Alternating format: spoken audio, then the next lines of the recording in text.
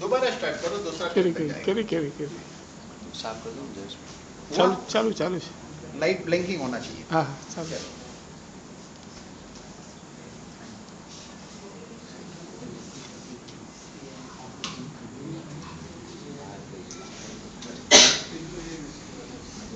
तो हमने क्या देखा? एसिडिटी देखा, स्टमक तक देखा। जब फूड ड्यूओडेनम में जाता है, वहां से वो आगे जाता है स्मॉल इंटेस्टाइन और लार्ज इंटेस्टाइन, ऐसे ये जर्नी करता है। जब वो स्मॉल इंटेस्टाइन में जाता है, कुछ चीज वहां से एब्जॉर्ब होती है, कोई वाटर वगैरह लार्ज इंटेस्टाइन में एब्जॉर्ब होता है, बाकी जो कचरा है मल के रूप में बाहर निकलता है। इस तरह हमारा खाया पिया बचता है। अब सबसे बड़ी बात यह है, सबसे बड़ी बात कि एक शब्द है बहुत बढ़िया, जिसका नाम है खाना। खाना बहुत अच्छा था, मुझे भूख लगी है, खाना खाना है कि नहीं? तो खाना का क्या मतलब है? खा ना। लेकिन हम क्या करते हैं? खा। इसलिए मैं मोटे आदमी के लिए एक शेर कहता हूं, या 2-3 जने बुरे मत लगाइएगा, खास करके मैं आपको कहना चाहूंगा, तू खा या न खा, तू खा या न खा, तेरे न खाने का कोई गम नहीं, तेरी एक खुराक की हाथी से कुछ कम नहीं।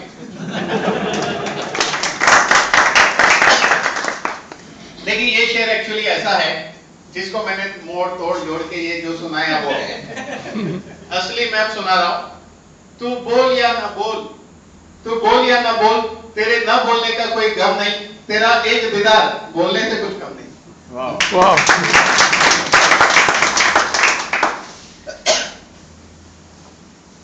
तो क्या बात कर रहे थे हम लोग? इंटेस्टाइन। हाँ, खाना। तो खाना, हिंदी के जितने भी शब्दों के पीछे ना लगता है ना, उसमें लिमिट है। बैठना, कितनी देर बैठोगे? चलना, देखना, दौड़ना, कूदना, उछलना, मरना। और हमारे बुजुर्गों ने डिस्पेंसरी के लिए बहुत खूबसूरत वर्ड रखा है, दवाखाना। फिर क्यों दवा खाने का भाई आपको? तो हमारे बुजुर्गों ने क्या कहा? दवा नहीं खाने का उसका नाम है दवा खाना। फिर भी बोलते हैं डॉक्टर साहब कुछ दवा दे दो। लोगों को एक फैशन हो गई है दवा खाने की। आपको एक बात और बता दूं, जितने मरीज है उसमें से 70% मरीज ठीक होना ही नहीं चाहते हैं। पता है क्यों? क्योंकि उनको एक पैथी बड़ी अच्छी लगती है, वो है सिंपैथी। अगर ये अच्छे हो गए तो दत्तू भाई कैसे हो, कौन पूछेगा? है कि नहीं? इसीलिए कई मरीज घर में ऐसे मरीज हैं जो बीमार ही रहते हैं। घर में आप एंटर हुए की कंप्लेंट शुरू, सिर दर्द है, कमर दर्द है, इंपॉर्टेंट, उनको फोकस चाहिए, फोकस, अटेंशन चाहिए। लाइफ में सबका यही प्रॉब्लम है। दुख का कारण यह है एक्सपेक्टेशन, दुख का कारण यह है कि लोग, आप चाहते हो कि लोग आपको अटेंशन दे, बाकी अपने आप में एक बहुत बड़ा अटेंशन आपको होना चाहिए। आप खड़े हो तो अटेंशन है, बस खत्म, है कि नहीं? तो अपने आप को स्ट्रॉन्ग बनाइए, कोई पूछे या नहीं पूछे, आप अपने आप को पूछते रहो, भाई कैसे हो, ठीक है, बस फिर क्या प्रॉब्लम है? खुद से बात करो।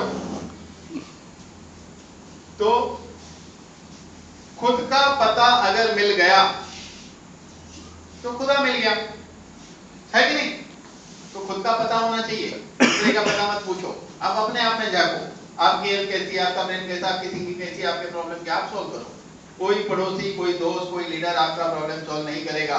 अगर आपको प्रॉब्लम है, आप जिम्मेदार है, कोई भी जिम्मेदार नहीं है, क्योंकि कोई किसको दुखी नहीं कर सकता है, कोई किसको सुखी नहीं कर सकता है। जिसको दुखी होना है उसको सुखी नहीं किया जा सकता है, जिसको सुखी रहना उसको दुखी नहीं किया जा सकता है।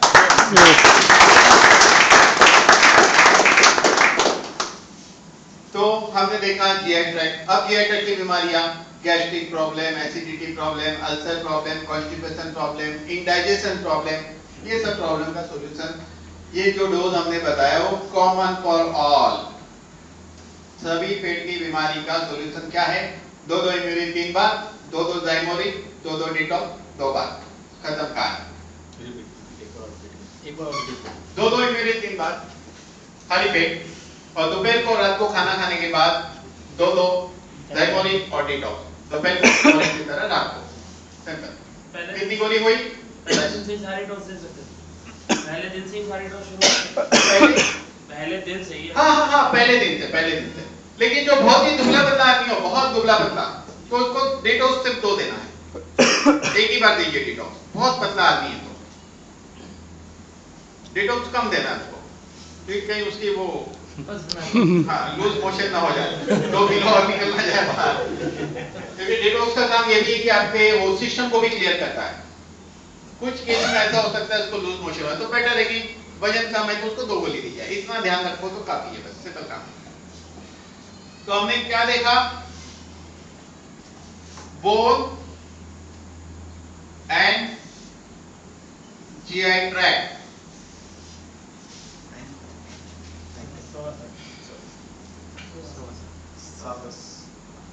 कितने बजे तक चलने वाला है? हमारा वेतन हाँ? 9 बजे तक। 9 बजे तक चलने वाला है, लेकिन मस्जिद जी कहते 12 बजा दो।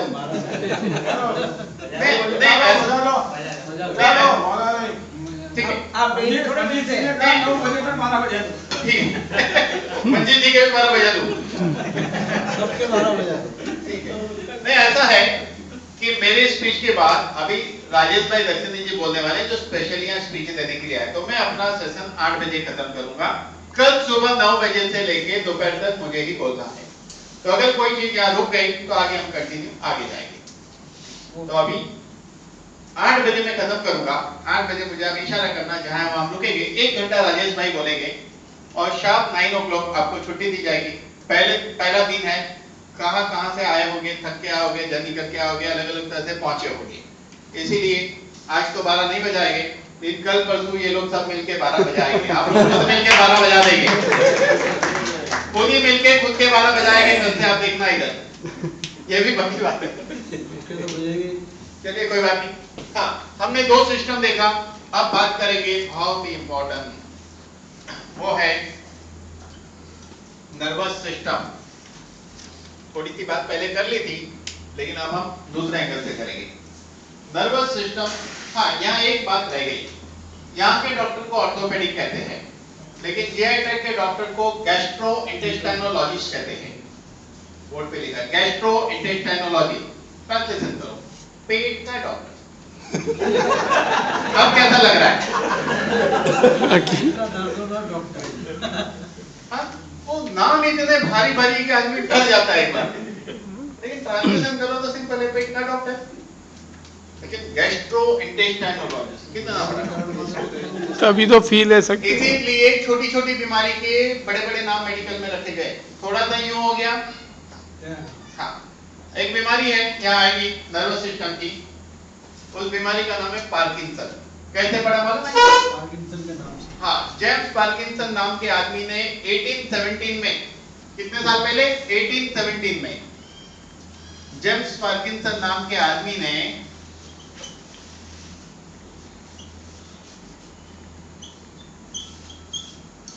इसके ऊपर बहुत संशोधन किया था 1817 में। उसके नाम पे से डिसीज का नाम पार्किंसन रखा गया। बाकी सिंपल भाषा में इसको कम्पुआ कहते हैं, जो शादी के बाद सबको होता है। हाँ, कम्पुआ, अच्छे अच्छे कांपने लगते, ऐसा। इसीलिए तो वो जला के रखते हैं ना शादी के वक्त, कंपन दूर हो। चलिए कोई बात नहीं, अग्नि प्रकार हाँ, ओके। तो नर्वस सिस्टम के डॉक्टर को न्यूरोलॉजिस्ट, न्यूरोफिजिशियन, न्यूरोसर्जन कहते हैं। आपकी जानकारी के लिए बताऊं, नर्वस सिस्टम की बहुत कम बीमारी है जिसका इलाज है। पार्किंसन कभी नहीं ठीक होता है। सेटोपाल, साइनेमेट, क्यूमेक्स ऐसी दवा लाइफ टाइम खाओ, एक दिन दवाई नहीं खाई कांपने लगता है आदमी, क्योंकि वो दवाई का डोज पहले 2 बार, फिर 3 बार, फिर 4 बार भी लेना पड़ता है। हर 4 घंटे में लेना पड़ता है। हाँ, ऐसे मरीज को जब हम अपना इलाज शुरू करेंगे, वो क्या कहेगा? वो दवाई छोड़ दूं क्या? नहीं, छोड़ना है तो पहले 15 दिन छोड़ के रखो, अपने आप छूट जाएगा। नहीं बाद में आओ। वो क्या करेगा? आपकी दवा शुरू करती है वो बंद करेगा, बोलेगा कांपता ज्यादा है अभी। अरे पहले ही कांप रहा था, दवाई से दवाई। तो उस मरीज को कहो दवाई कंटिन्यू खाओ। अगर वो मरीज 4 डोज खा रहा है तो उसको क्या नोट करना है कि सुबह जो 9 बजे दवाई खाई थी तो उसको पता होता है कि 1 बजे दोपहर को उसको कंपन शुरू होने वाली है, उसको पता होता है टाइम।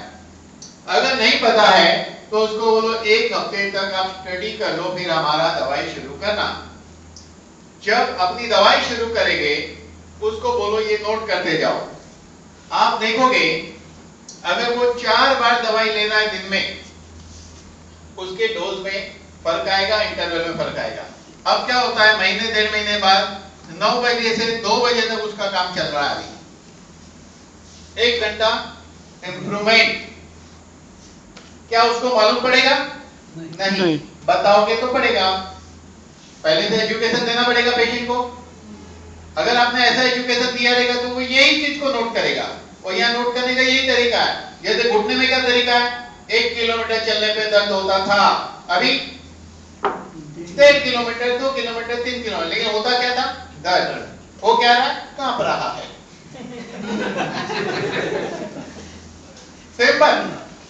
देखिए हर बीमारी की लॉजिक एक ही है, उसको एहसास दिलाइए, एहसास दिलाइए। अब ऐसे करते करते वो 4 डोज की बदली में 3 डोज पे आ जाएगा दिन में। 3-4 महीना लग सकता है, और नहीं तो जिंदगी भर वो खाना ये 4 डोज। उसको आगे चल के वो उसमें और कॉम्प्लिकेशन आएगा, साइड इफेक्ट भी है, दवाई के साइड इफेक्ट पढ़ो नेट पे, भयंकर साइड इफेक्ट है। अगर वो 3 डोज पे आया तो इंप्रूवमेंट कितना परसेंट, 25%। 25% इंप्रूवमेंट, लेकिन बेनिफिट क्या, बीमारी आगे बढ़ने से रुकी हुआ एक्स्ट्रा बेनिफिट है। वहां से 25% बेटर हुए और बीमारी आगे बढ़ने वाली थी। हाँ, लगन वक्त नहीं बोलते एक नहीं साथ एक फ्री, एक के साथ एक, शादी के वक्त नहीं। बरोबर, आपकी बात। तो इस तरह 2 काम करते हैं। तो नर्वस सिस्टम की जो बीमारी है जैसे कि पार्किंसन, उसके बाद एक बीमारी है अल्जाइमर।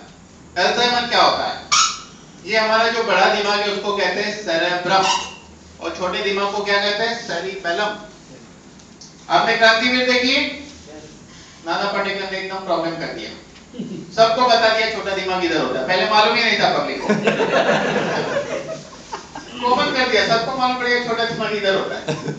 पाटेकर ने बोला, हाँ बोला, इधर मानने का नहीं, छोटा दिमाग होता है। तो ये छोटे दिमाग का काम क्या बता दूं आपको, इसका काम है body balance, walking balance, talking balance, visual balance, हर प्रकार के बैलेंस को बॉडी में मेंटेन करता है छोटा दिमाग। एक बीमारी होती है सेरेब्रल एटेक्सिया या सेरिबेलम एट्रोफी या सेरिबेलम एटेक्सिया करके एक बीमारी होती है। इस बीमारी में क्या होता है कि छोटे दिमाग के सेल्स डीजनरेट होते हैं, लेकिन आपको बता दूं एक उम्र के बाद बड़े और छोटे दिमाग में सबके सेल्स डीजनरेट होते हैं, बट एक पर्टिकुलर प्रोपोर्शन 30 साल की उम्र के बाद न्यूरॉन डीजनरेट होना शुरू होता है। अगर ये उम्र के साथ एक रेशियो से ज्यादा डीजनरेट होता है तो प्रॉब्लम ज्यादा होता है। लेकिन अल्जाइमर या सेरिबेलम एट्रोफी तब होती है कि सब बाजू से थोड़े थोड़े से डीजनरेट होने की बजाय कोई एक पोर्शन से, कोई ये पोर्शन, ऐसे कई जगह के अलग अलग पोर्शन से मेजर डीजनरेशन होता है। इसीलिए बड़े दिमाग में सेरेब्रम में कई बड़ा डीजनरेशन हुआ, पर्टिकुलरली ज्यादातर उस एरिया का होता है जहां से मेमोरी होती है, वहां होता है तो मेमोरी कम होती है, या याददाश्त पे बैलेंस पे असर होती है, या मेमोरी पे असर होती है, जिसको अल्जाइमर कहते हैं। ऐसी कोई भी दवाई नहीं है एलोपैथी साइंस में जो इस बीमारी को ठीक कर सके, क्योंकि उसकी असली दवा है नर्व ग्रोथ फैक्टर जो इसमें है। और कंपनी के पास और एक दवा है, स्पेशल रिसर्च किया गया है, वो है न्यूरोरीच। तो इस किस्म के मरीज को कम से कम 10 गोली लगेगी। 3 ग्राम ग्रोथ फैक्टर बॉडी में जाना चाहिए, 3 ग्राम। 300 mg की एक गोली मिनिमम डोज है, इसके नीचे नहीं चलेगा। रिजल्ट चाहिए तो, या इससे थोड़ा सा ऊपर जा सकते हैं, 2 गोली बढ़ा सकते हैं। 3.5 ग्राम किया जा सकता है। तो 10 गोली म्यूरिक बेस्ट ऑप्शन ये 4-4 गोली 3 बार खाई जाए म्यूरिक नर्वस सिस्टम की बीमारी के लिए। एक न्यूरोजिन 3 बार खाई जाए। देखिए ये कॉमनली बताना नहीं है, ऑलवेज म्यूरिक खाली पेट खाना है। खाली पेट की डेफिनेशन खाना खाने के 1 घंटे पहले या खाना खाने के 2 घंटे बाद उसको खाली पेट कहा जाता है। क्लियर? क्लियर। न्यूरोलिक एक गोली 3 बार खाना खाने के बाद लेना है और डिटॉक्स 2 गोली रात को, 2 गोली रात को सोने के टाइम बस।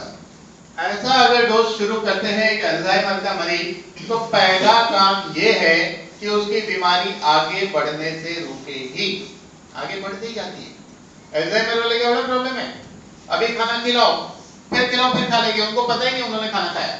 वो कुदरती क्या सिस्टम है, वो उतना ही वापस खा लेगी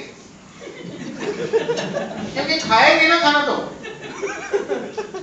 तो इसका मतलब देखो कितना बड़ा रोल है इसका। आप सोचो हर चीज में बहुत बड़ा रोल है इसका। अगर आपको मालूम है खाना खाया, इसीलिए मैं कहता हूं खाना खाओ और भूल जाओ, खाओ और भूल जाओ। आप बोले अरे कैसे आदमी ऐसा कैसा बोलते हो? मैं वैसा नहीं बोल रहा हूं जैसा आप बोलते हो। खा के भूल जाने का मतलब बच्चों से सीखो। बच्चा खाता है खेलने में मस्त हो जाता है, उसको पता ही नहीं क्या खाया, और हम अरे समोसा खाया है थी, ठीक है पड़ा रहेगा, खाया ना, खाया है तो पड़ा रहेगा क्योंकि याद है आपको, याद है तो वही है, बोल के तो आगे निकल गया। हाँ सीधी बात है, इसलिए याद नहीं रखने का। इसीलिए देखो जिस दिन आप खाने के बाद कहीं इन्वॉल्व हो जाते हैं तो आप देखिए खाना जल्दी पचता है। ऑब्जर्व करो प्रैक्टिकल। इसीलिए खाओ और भूल जाओ। और ऐसा डर है तो क्यों 3 समोसा खाया, खा लिया, अरे अभी पचेगा नहीं, नहीं पचेगा। खाने के पहले डिसाइड करना है खाना है कि नहीं खाना। तो इस तरह अल्जाइमर इस तरह की बीमारी में काम करता है। पार्किंसन पे देखा। इसके बाद एक बीमारी है पैरालिसिस। पैरालिसिस में क्या होता है कि राइट साइड के ब्रेन में अगर क्लॉट या हेमरेज हुआ तो लेफ्ट साइड पैरालाइज होगा, और लेफ्ट साइड के ब्रेन में कुछ हुआ तो राइट साइड पैरालाइज होगा।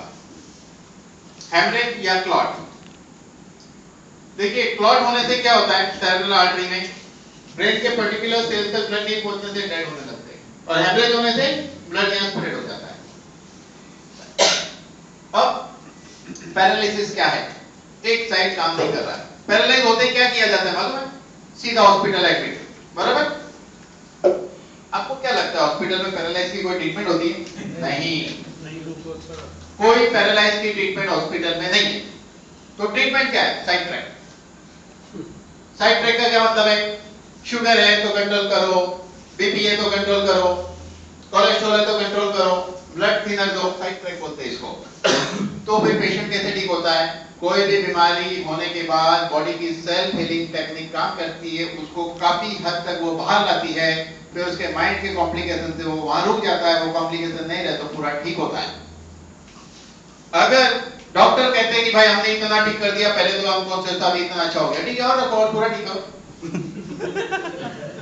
करो ना भाई, हम रखते हैं, लेकिन नहीं, वो कहेगा आप फिजियोथेरेपी करो, एक्सरसाइज, 4 दिन बाद 5 दिन में छोड़ दे एक्सरसाइज करो। फिजियोथेरेपी मालूम है फिजियोथेरेपी क्या होता है, कोई एक आदमी दूसरे को एक्सरसाइज कराता है, उसको फिजियोथेरेपी कहते हैं।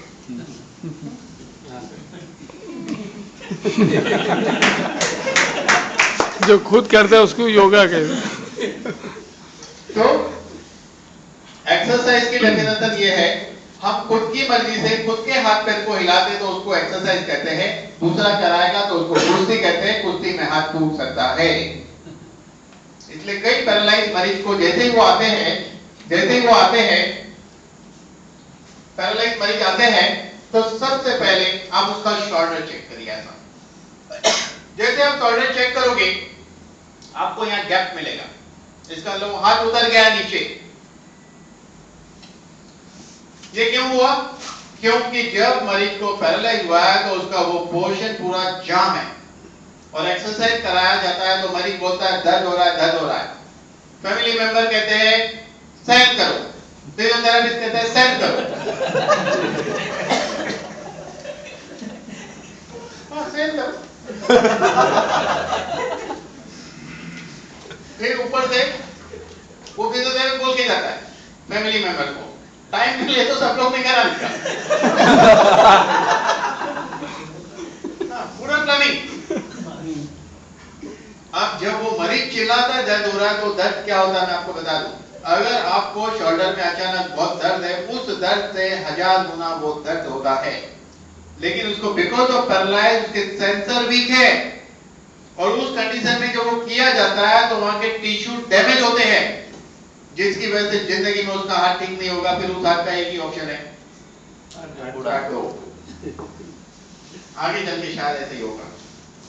इसीलिए उस वक्त बहुत एक्सपीरियंस वाला फिजियोथेरापिस्ट होगा, शायद ही कोई होगा, तो वो एक्सरसाइज उतनी कराएगा कि ये शोल्डर डैमेज नहीं होना चाहिए। उस वक्त इंपॉर्टेंट इतना ही है कि सर्कुलेशन मूवमेंट के लिए छोटे जॉइंट को मूवमेंट दो, हर मसल्स को मूवमेंट देना है, क्योंकि ऊपर वाला ने सिस्टम ऐसी बनाई है, हर जोड़ को सुरक्षित रखने के लिए वहां मसल्स दिए हैं।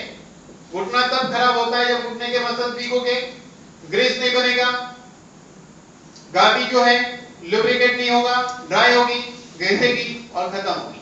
मसल ठीक है तो लुब्रिकेट बनता रहेगा।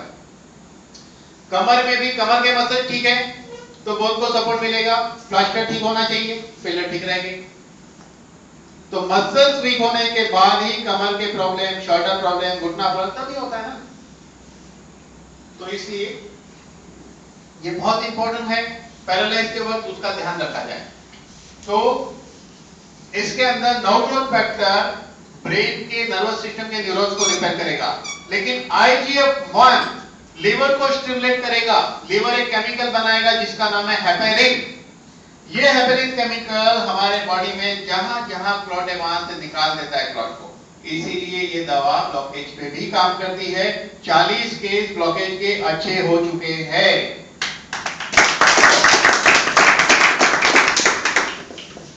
तो IGF-1 ब्रेन में सर्कुलेशन बढ़ाएगा, न्यूरॉन्स को रिपेयर करेगा, nerve growth factor.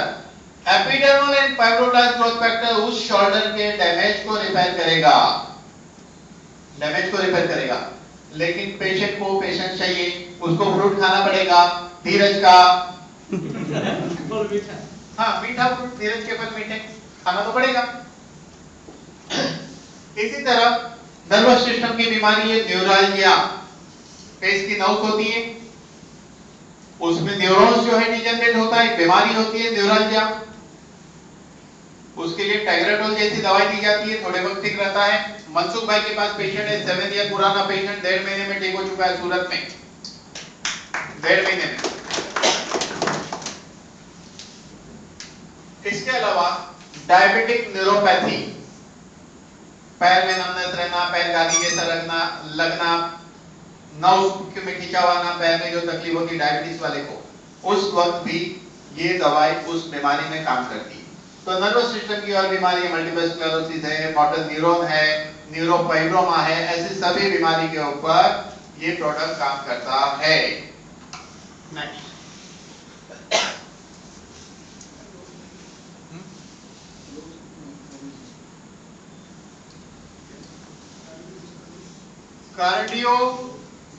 Cardiovascular system, या जिसको हम सर्कुलेशन सिस्टम कह सकते हैं। सर्कुलेशन सिस्टम पे हम लोग थोड़ा सा समझेंगे।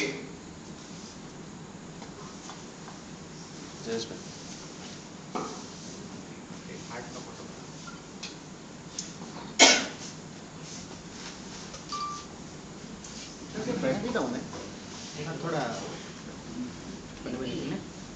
नहीं अभी दो पीऊंगा तो गड़बड़ होगी, लास्ट में। चलिए वो बैटरी चेक करें, तब तक मैं डायग्राम बनाता हूँ। हाँ, आप डायग्राम को देखिएगा। सर एक आप डोज पूछो करना, वो बताया ना, वही 4 गोली 3 बार इम्यूरेज, एक न्यूरोजी 3 बार, 2 डिटॉक्स रात को। हाँ, वो ऑलमोस्ट सेम डोज।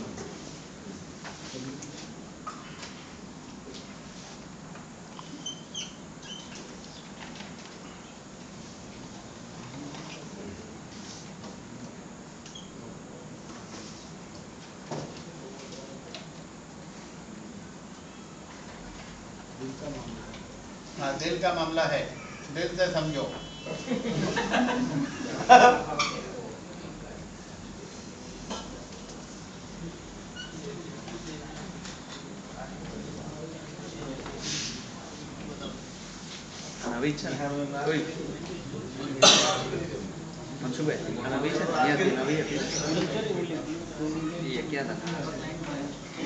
चलिए, रेडी?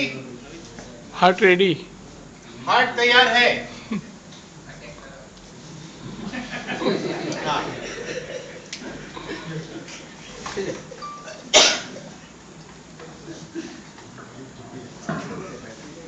हेलो हेलो, अरे आवाज आ रही है? ठीक, बैटरी का ही गड़बड़ था। हार्ट, दिल, ये दिल क्या काम का? उसे तो अटैक हो गया है। ये दिल क्या काम का? उसे तो अटैक हो गया है। हमने सुना तुम्हारा किसी से कांटेक्ट हो गया है, अब ये दिल भी परफेक्ट हो गया है।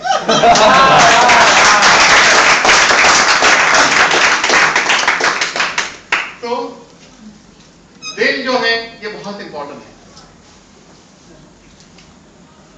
चलिए थोड़ा सा समझते हैं, थोड़ा सा हम समझेंगे इसको डिटेल में। सॉरी, गड़बड़ हो गई, एक ब्रांच और खोलने की। हाँ, ऐसा है। एक लेग और। एक लेग और बाइनरी है, मैं तो भूल ही गया। चलिए देखते हैं। यहां से ब्लड प्यूरिफाई होकर पल्मोनरी वेन के थ्रू कहां से आता है? लंग्स में से ब्लड प्यूरिफाई होकर पल्मोनरी वेन के थ्रू ये इसमें आता है। इसको ऑरिकल कहते हैं, ऑरिकल। ये है लेफ्ट ऑरिकल, ये राइट ऑरिकल है, राइट वेंट्रिकल और लेफ्ट वेंट्रिकल। लंग्स के थ्रू ब्लड प्यूरिफाई होकर पल्मोनरी वेन के थ्रू लेफ्ट ऑरिकल में आता है। यहां से एक वॉल को क्रॉस करके ब्लड नीचे आता है, लेफ्ट वेंट्रिकल। यहां से ये पंप होता है एक बहुत बड़ी ब्रांच में जिसको एओर्टा कहते हैं, एओर्टा, यानी कि तालाब में से निकलने वाली बड़ी ब्रांच। फिर एक सूरत की ओर जा रही है, एक बड़ौदा की ओर जा रही है, ऐसी सब ब्रांचें होती है पानी की सप्लाई। एओर्टा, एओर्टा में से एक ब्रांच ब्रेन की ओर जाती है, उसको सेरेब्रल सप्लाई कहते हैं, यानी सेरेब्रल आर्टरी। किडनी की ओर जाती है रेनल आर्टरी, लिवर की ओर जाती है पोर्टल आर्टरी, और उसी में से एक आर्टरी हार्ट में एंटर होती है, उसको कहते हैं कोरोनरी आर्टरी, जिसके लिए करोड़ों का कारोबार है। कोरोनरी के लिए करोड़ों। हाँ, बड़ा प्रॉब्लम। चलिए फिर देखते हैं फिर क्या होता है। ये बड़ी ब्रांच में से कई ब्रांचें गिरते गिरते रीब्रांच रीब्रांच रीब्रांच रीब्रांच करते करते हमारे पूरे शरीर में ये सर्कुलेशन का नेटवर्क फैला है, और इसकी एंड जर्नी उसको कहते हैं कैपिलरीज। कैपिलरीज, कैपिलरीज क्या होती है? बहुत पतली। कितनी पतली? 10 capillaries is equal to 1 head. बाल से 10 गुना छोटी कैपिलरीज होती है। अब ये कैपिलरीज के थ्रू हमारे शरीर के सेल्स में वो पोषक तत्व दे दिए जाते हैं, वेस्ट प्रोडक्ट ले लिए जाते हैं, क्योंकि सर्कुलेशन सिस्टम हमारे शरीर की ट्रांसपोर्टेशन सिस्टम है, जिसके जरिए जो जो चीज जहां जहां चाहिए वहां वहां पहुंचाई जाती है। तो कैपिलरीज के थ्रू वो दे दिया, वेस्ट प्रोडक्ट एब्जॉर्ब कर लिया, फिर वो जो वेन में आया, फिर वेन में जाता है ब्लड, वेन से उससे बड़ी वेन वेन्यूल में जाता है, वेन्यूल से उससे बड़ी वेन, उससे बड़ी वेन, उससे बड़ी वेन, उससे बड़ी वेन, ऐसे करते करते इम्प्योर ब्लड हमारे नीचे के हिस्से से, नीचे के बॉडी के पार्ट से इंफीरियर वेना कावा के थ्रू, बॉडी के ऊपर के पार्ट से सुपीरियर वेना कावा के थ्रू राइट ऑरिकल में आता है। यहां से एक वॉल को क्रॉस करके राइट वेंट्रिकल में आता है, यहां से फोर्सफुली इसको पंप कर दिया जाता है पल्मोनरी आर्टरी में, और ये पल्मोनरी आर्टरी से वो लंग्स में जाता है, और लंग्स इस बोर्ड के पीछे है।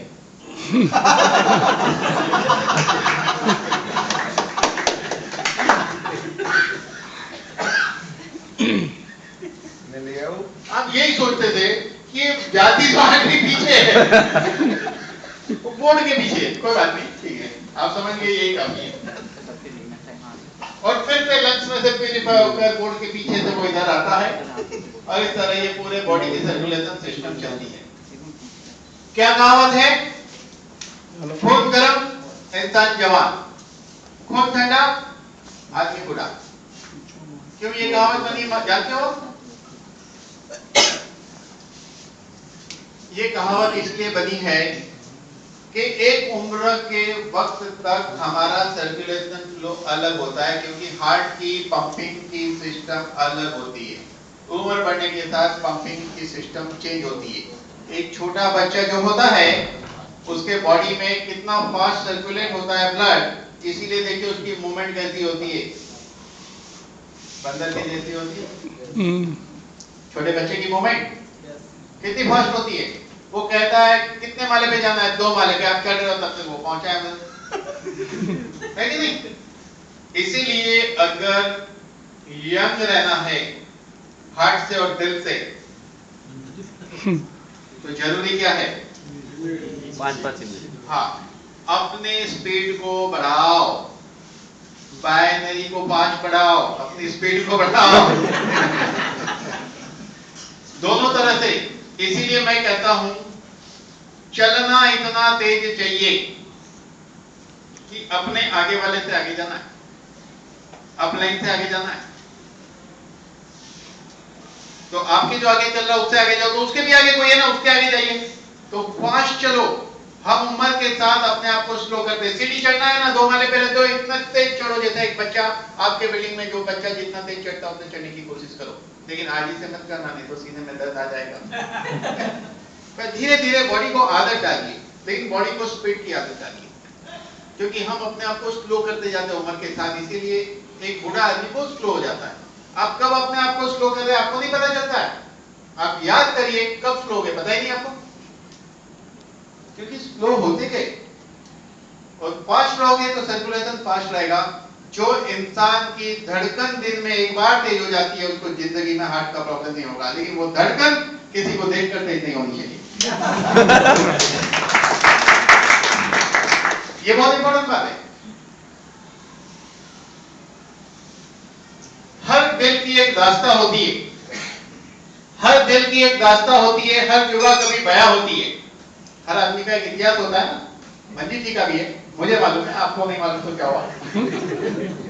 हर दिल की एक दास्तां होती है, हर जुबा कभी बया होती है। उम्र भले ढल जाए इंसान की तमन्ना हरदम जवा होती है।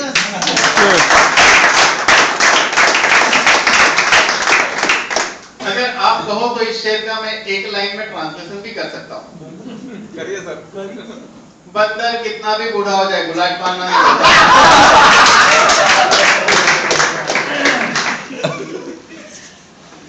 है कि नहीं? चलिए ठीक है। तो दिन में एक बार ऐसी मोमेंट होनी चाहिए बॉडी की कि आपकी धड़कन देखो। इसलिए ना चाहते हुए भी बिल्डिंग के 4 माला 5 चढ़ो उतरो सिर्फ एक बार काफी। कई लोग पतले होने के लिए सीढ़ी चढ़ते उतरते फिर क्या होता है, घुटना खराब। हर जॉइंट की लिमिट है। रोज सुबह मॉर्निंग वॉक वाला मैंने कभी नहीं देखा पतला आदमी को मॉर्निंग वॉक कर रहा है। कितने मोटे लोग मॉर्निंग वॉक कर रहे हैं। अरे पतले होने के लिए भी पैर से काम मत लो, पैर से चलो उतना ही जितना जरूरी है, जितना आपके सर्कुलेशन को बढ़ाने के लिए। दूसरी बहुत तरह की कसरत है, जमीन पे लेट के की जा सकती है, खड़े खड़े बॉडी को मूवमेंट देके की जाती है, उससे पतला होना चाहिए, नहीं कि घुटने से पतला होना चाहिए। घुटने का उपयोग नहीं करना चाहिए मोटे आदमी ने पतले होने के लिए। इसलिए मैं एडवाइस नहीं देता बहुत चलना चाहिए, मैं कहता हूँ रिक्वायर है उतना चलो, लेकिन पतले होने के लिए मत चलो, हेल्थ के लिए चलो, हेल्थ के लिए जितना जरूरी है उतना चलो। पतले होने के लिए बहुत सारी कसरत है, स्टैंडिंग एक्सरसाइज है, स्लीपिंग एक्सरसाइज है, उठक बैठक है, सिटअप है, सूर्य नमस्कार है, पुशअप है, क्या क्या है।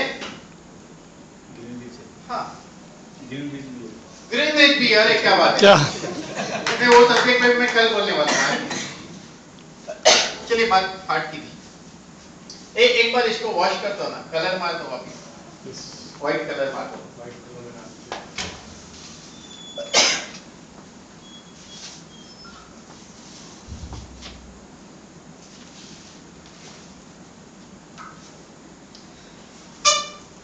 चलिए अभी ये तो कलर मार दिया, अभी हम लोग सीखेंगे कोरोनरी के बारे में।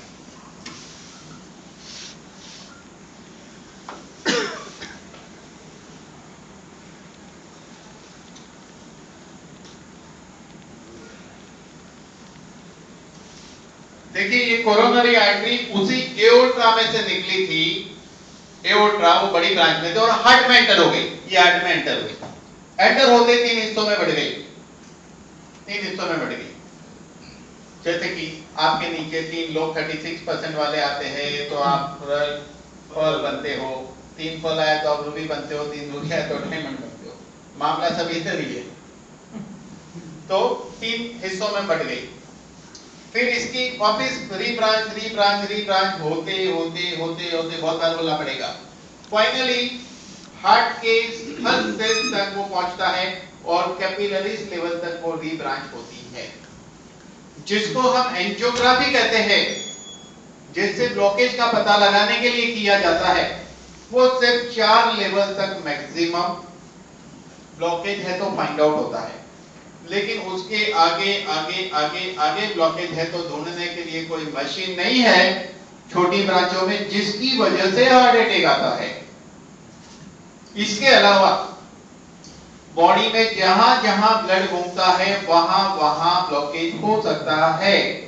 एक आदमी को कमर में दर्द हो सकता है, इनसाइड कोई ऐसी आर्टरी हो कमर के हिस्से में यहाँ पे ब्लॉकेज हो, जिसकी वजह से कमर दर्द हो रहा है, उसकी ट्रीटमेंट हो रही है मस्कुलर स्पाज़म के रूप में, उसकी ट्रीटमेंट हो रही है कमर की, उसको एड दिया जा रहा है, सेल दिया जा रहा है, बहुत कुछ किया जा रहा है, फिजियोथेरेपी कराई जा रही है। जैसे पैरालाइज वाले को फिजियोथेरेपी करो, ठीक है, बॉडी की स्टिफनेस नहीं होने के लिए काफी है, लेकिन फिजियोथेरेपी का कंसेप्ट ये है कि ब्रेन हाथ हिलाने से ब्रेन का सेल स्टिमुलेट होगा, ठीक है, स्टिमुलेट होता है पक्की बात, लेकिन ब्रेन के सेल स्टिमुलेट होने से हेपेरिन नहीं प्रोड्यूस होता है।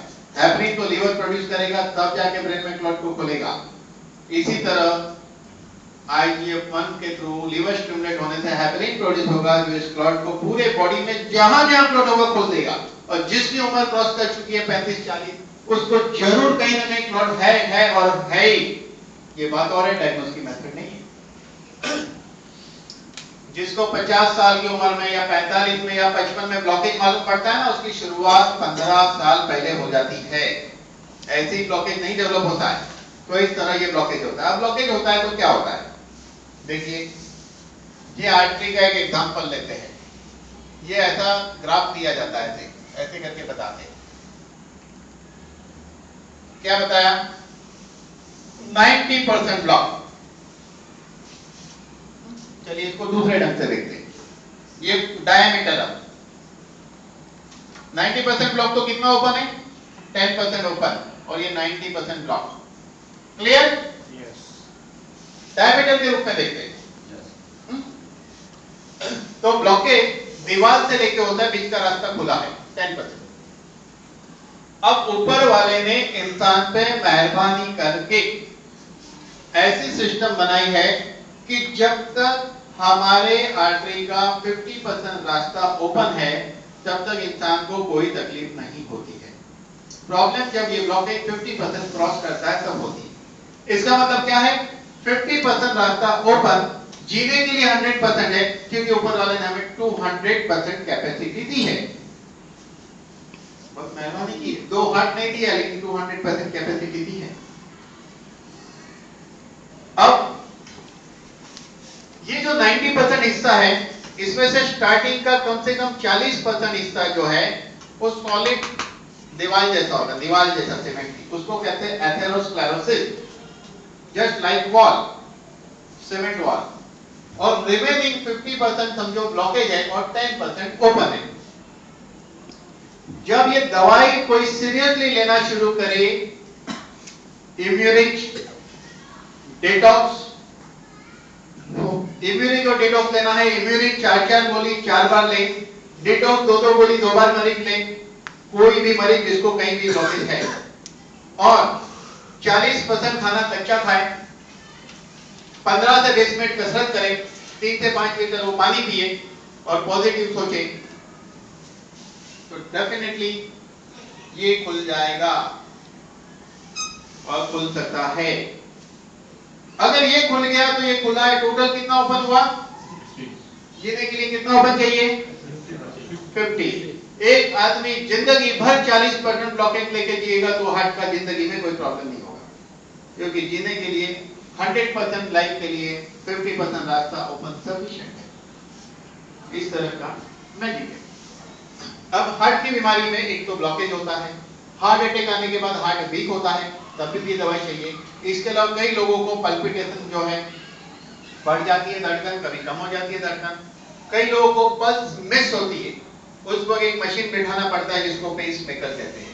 पेस मेकर वो करंट देता है। क्यों वो होता है कि हमारा हार्ट एक हार्ट होते हुए भी वो एक नहीं है, दो है, एक राइट हार्ट एक लेफ्ट हार्ट। लेफ्ट हार्ट का काम है प्योर ब्लड को लंग्स से लेके बॉडी तक पंपिंग करना, और राइट हार्ट का काम है बॉडी से प्योर ब्लड लेके लंग्स को पंप करना। तो एक साथ जुड़े हुए दो पंप हैं। जब ये दो पंप ऐसे मूवमेंट करते हैं तो जो फ्रिक्शन होती है, तो बीच का जो हिस्सा उसको साइनस नोड कहते हैं, उससे इलेक्ट्रिसिटी जनरेट होती है जिससे हार्ट धड़कता है, फिर उस धड़कन से इलेक्ट्रिसिटी बनती है, फिर धड़कता है। यानी कि ये डायनेमो टाइप की सिस्टम है, साइकिल चलती है और डायनेमो घूमता है, इलेक्ट्रिसिटी जनरेट होती है, लाइट चलते रहती है। हाँ, अपने आप। लेकिन उसमें गड़बड़ होती है तब जाके पेस मेकर बिठाया जाता है मशीन जो बैटरी से करंट देता है और हार्ट प्रॉपर धड़कता है।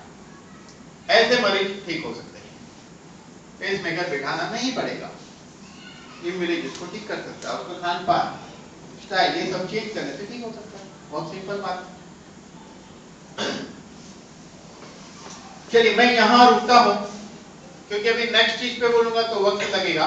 आई थिंक टाइम हाँ नहीं, वो नया वाला 5 मिनट में नहीं होगा, तो बेटर है कि मैं यहाँ रुकता हूँ। कल शार्प 9 o'clock को मैं शुरू करूंगा और कल तो जरूर 12 बजाऊंगा आपके।